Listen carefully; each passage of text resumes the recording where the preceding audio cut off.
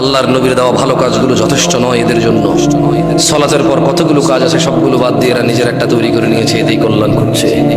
অথচ আল্লাহ সুবহানাহু ওয়া তাআলা কোরআনুল কারীমে বলছেন, ইন্নাদ দীনা ইনদাল্লাহিল ইসলাম, নিশ্চয়ই আল্লাহর কাছে মনোনীত দিন হচ্ছে ইসলাম।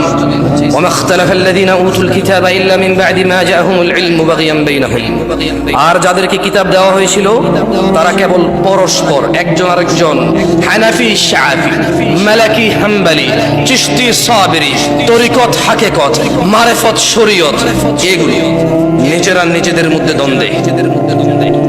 ওয়া মাখতালাফাল্লাযীনা উতুল কিতাব,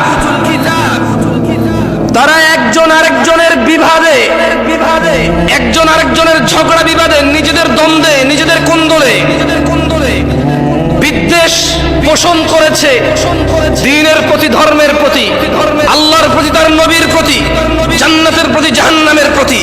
কেন? তাদের কাছে জ্ঞান এসেছিল, অথচ তারা বিদ্বেষ পোষণ করেছিল শুধু নিজেদেরকে জিতানোর জন্য। একজন থেকে আরেকজন উত্তম এইসব তর্ক বিতর্ক করে জ্ঞান আসার পরেও তারা মতৈক্য করেছিল। তারা ঝগড়া বিবাদে সবসময় মেতেছিল, শুধু কে বেশি পারে, কার লোক বেশি, কে সুন্দর বলতে পারে, কার মাহফিলে মানুষ বেশি পারে।